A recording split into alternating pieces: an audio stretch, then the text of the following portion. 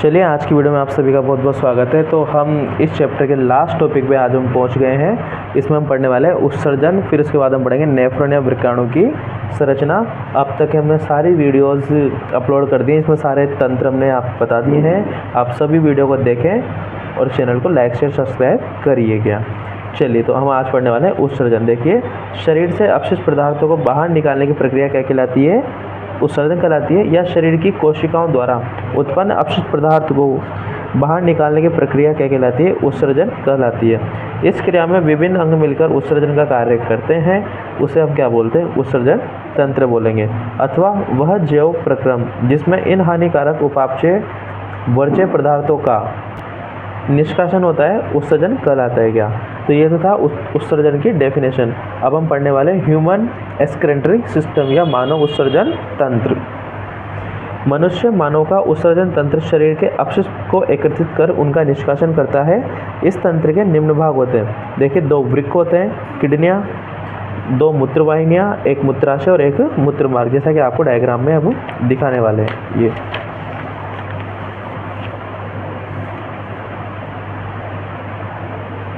देखिए, ये हमारे पास किडनियाँ हैं, ठीक है। ये बायां वृक्क है, ये दायां वृक्क हो जाएगा क्या? ठीक है, 2 किडनियाँ होगी, ये महाधमनी हो जाएगी, ये महाशिरा, इधर से क्या नाम से ये मूत्राशय हो गया, और किडनियों में से क्या जा रही है? मूत्रवाहिनियाँ जा रही हैं क्या? 2, ठीक है। ये वल्कुट हो जाएगा, बाएं वृक्क धमनी हो जाएगी। ये हमने और डिटेलली डायग्राम बनाया। अगर आप ऐसा ही डायग्राम बना के बोर्ड्स में आते हो तो आपके नंबर कटने के चांसेस पूरे 0 हो जाएंगे और आपको 100% वो मार्क्स पूरे ही देगा क्या? तो आप इसका स्क्रीनशॉट लेके इस चित्र को बनाइएगा, ठीक है। अब हम पढ़ने वाले हैं इसकी फर्स्ट टॉपिक वृक्क को। देखिए, वृक्क क्या होता है? वृक्क मानव का मुख्य उत्सर्जन अंग है, किडनी बोलते हैं इंग्लिश में इसको, वृक्क को। यह शरीर के करीब 75 से 80% तरल अपशिष्टों को क्या करता है? बाहर निकालता है। मनुष्य में 2 किडनियाँ पाई जाती हैं जो किसके आकार की होती हैं? सेम या सोयाबीन के बीज के आकार की गहरे भूरे रंग की वृक्क पाए जाते हैं। ये क्वेश्चन आ सकता है क्या? आप इसको विशेष रूप से ध्यान देते रहिए क्या कि भाई सोयाबीन या सेम के बीज के आकार के होते हैं, गहरे भूरे रंग के होते हैं। ये उधर गुहा में पीठ की ओर, ठीक है, मतलब कि अंदर की ओर, पीठ की ओर आमाशय के नीचे कशेरुक दंड के दाएं व बाएं भाग में। कशेरुक दंड होता है रीढ़ की हड्डी, उसको बोलते हैं अपन कशेरुक दंड, या बैकबोन या मेरुरज्जु भी, मेरुदंड भी इसे हम कहते हैं क्या? बाएं भाग में स्थित होते हैं। वृक्क की मध्य सतह पर एक खांच होती है जिसे अपन क्या बोलते हैं? हाइलम बोलते हैं। ये इस प्रकार से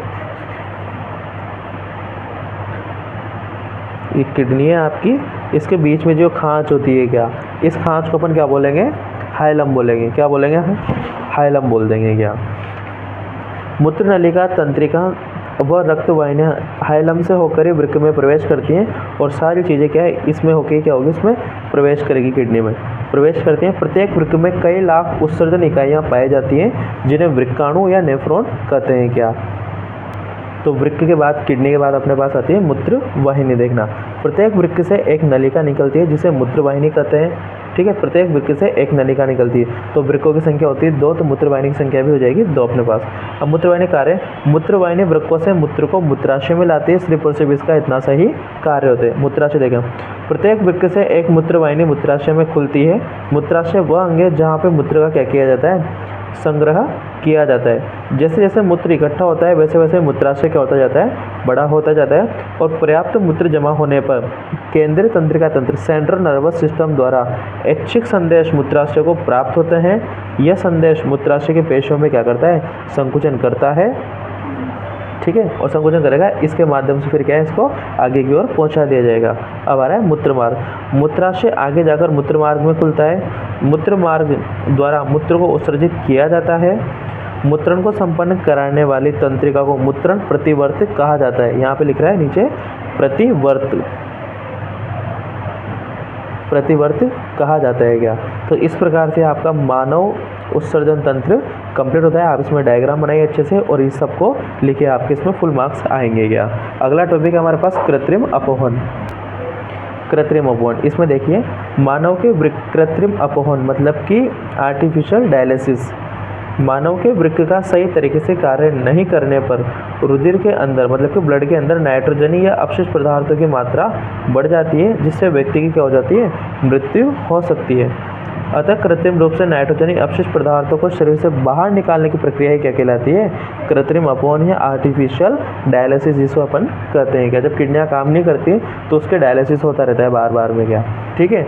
तो डायलिसिस क्या होता है, नाइट्रोजनी अपशिष्ट पदार्थों को शरीर से बाहर निकालने की प्रक्रिया क्या कहलाती है, आर्टिफिशियल डायलिसिस या कृत्रिम अपवहन कहा जाता है उसे। अपवहन की क्रियाविधि देखना, मैकेनिज्म ऑफ डायलिसिस किस प्रकार से होती है क्या। अपवहन या कृत्रिम वृक्क बहुत सी अर्धपारगम्य आस्तर वाली नलिकाओं से युक्त होती है।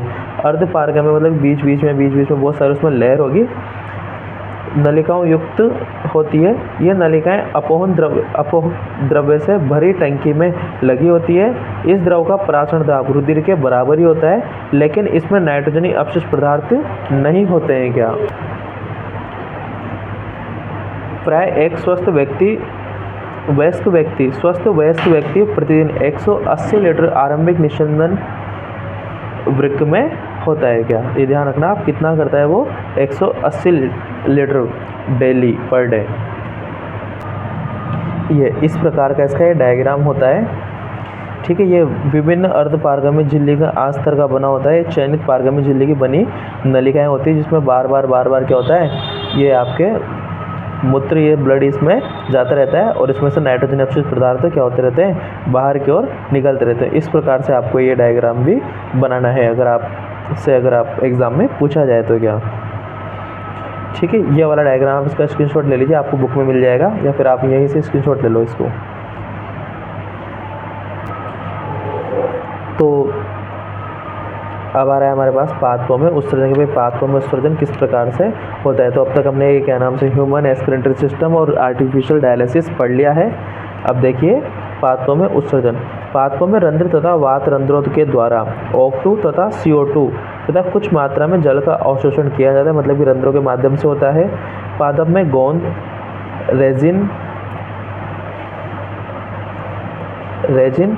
टेनिन के रूप में भी अपशिष्ट पदार्थों को बाहर निकलते हैं। ये सारी चीज़ें क्या उसके लिए अपशिष्ट पदार्थ होती हैं क्या, ठीक है। गोंद, रेजिन, टेनिन ये सब क्या होती है, पदार्थ उसके लिए अपशिष्ट होते हैं पादपों के लिए। पादपों की पत्तियों में अधिक मात्रा में अपशिष्ट इकट्ठा होने पर पादप अपनी पत्तियों को क्या कर देता है, त्याग देता है क्या, ठीक है। पादप जिन पत्तियों को त्यागता है मतलब कि वो क्या है, उसके लिए अपशिष्ट पदार्थ के रूप में होती हैं क्या। बहुत से अपशिष्ट पदार्थ पादपों की कोशिकीय रिक्तिका में संचित हो जाते हैं। किसमें, कोश की रिक्तिका में संचित, मतलब कि कोशिकाओं में उपस्थित खाली स्थान होता है ना, उसमें संचित हो जाते हैं, जहाँ से इन्हें बाहर निकाल दिया जाता है। कुछ पादप अपने अपशिष्ट पदार्थ को मृदा में ही उत्सर्जित कर देते हैं। तो ये था पादपों में उत्सर्जन के कुछ महत्वपूर्ण पॉइंट। अब हम पढ़ने वाले हैं नेफ्रॉन की या वृक्काणु की संरचना क्या।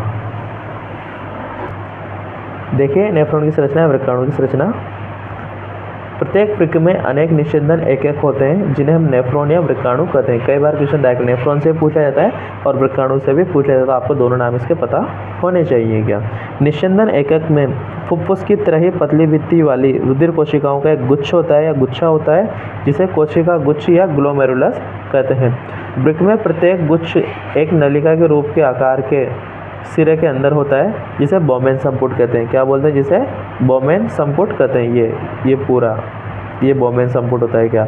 और इसके अंदर जो है ना, इसको बोलते हैं ग्लोमेरुलस। नलिका छने हुए मूत्र को एकत्रित करती है। देखिए आप इस डायग्राम को, ये आपके नेफ्रॉन का डायग्राम है। इस प्रकार से आपको बनाना है इसको इजी गोइंग तरीके से। बाकी अगर आपको वो दूसरा बनाना है तो आप बुक में से उसको बना सकते हैं क्या। वैसे इसमें भी आपके मार्क्स नहीं कटेंगे। देखिए ये अपवाही धमनी है और ये अभिवाही धमनी है। यहाँ पे आपके ग्लोमेरुलस आ जाएगा। ग्लोमेरुलस जिसके अंदर सुरक्षित रहता है उसे अपन बोमेन संपुट बोलते हैं। यहाँ पे निस्यंदन कार्य संपन्न होगा। फिर उसके बाद ये स्वीकृति हुई जाती है, इसको बोलते हैं समीपस्थ कुंडलित नलिका। और बीच में ये यू आकार के होता है, उसे बोलते हैं अपन हेनले लूप। ये जो यू आकार की जो संरचना यहाँ से बन रही है ना, इस प्रकार से ये होती है हेनले लूप, और यहाँ पे अवरोही भुजा हो जाएगी, ये यहाँ पे हेनले लूप नलिका हो जाएगी, ये दुरस्त कुंडलित नलिका और आरोही भुजा हो जाएगी। आरोही मतलब कि यहाँ से बढ़ती हुई जाएगी और अवरोही का मतलब यहाँ से पतली होती चली जाएगी क्या। और लास्ट में ये आ जाती है संग्रहण नलिका, इसमें जाके फिर वापस मूत्र को इकट्ठा कर दिया जाएगा। तो इस प्रकार ये थी आपके वृक्काणु की संरचना। अब अपन पढ़ेंगे वृक्काणु की क्रियाविधि। देखिए नेफ्रॉन की क्रियाविधि में प्रारंभिक निस्यंदन में कुछ पदार्थ जैसे कि ग्लूकोज, अमीनो अम्ल, लवण प्रचुर मात्रा में जल में रह जाते हैं। जैसे जैसे मूत्र इस नलिका में प्रवाहित होता है, इन पदार्थों का चयनित पुनः अवशोषण होता है। ठीक है भाई, जैसे इनको नलिका में प्रवाहित करेंगे, वापस इनमें से जो जो काम की चीज़ें हैं जैसे ग्लूकोज है, अमीनो एसिड वगैरह जो भी काम की चीज़ें उनका वापस पुनः अवशोषण होता है। जल की मात्रा का पुनः अवशोषण शरीर में उपलब्ध अतिरिक्त जल की मात्रा पर तथा कितना विलय वर्ज्य, वर्ज्य का मतलब वेस्ट, ठीक है, वर्ज्य उत्सर्जित करना है उस पर निर्भर करता है। शेष बचे पदार्थों को संग्रह नलिका में स्त्रावित कर दिया जाता है। और इस क्रियाविधि में भी आपको ये वाला डायग्राम बनाना है, तो आप इसका स्क्रीनशॉट लीजिए। इसी के साथ ये आपका चैप्टर कंप्लीट होता है यहीं पे। इसमें हमने सारे ही आपके जितने भी सिस्टम स्पेस में सारे कंप्लीट करवा दिए। अगली लास्ट वीडियो हम इस चैप्टर की डालेंगे, उसमें जितने भी क्वेश्चंस हमें इंपॉर्टेंट लगेंगे उन सभी क्वेश्चनों को हम उसमें एक सेपरेट वीडियो में बता देंगे आपको। तब तक के लिए धन्यवाद। ये चैप्टर आपका कंप्लीट हो चुका है।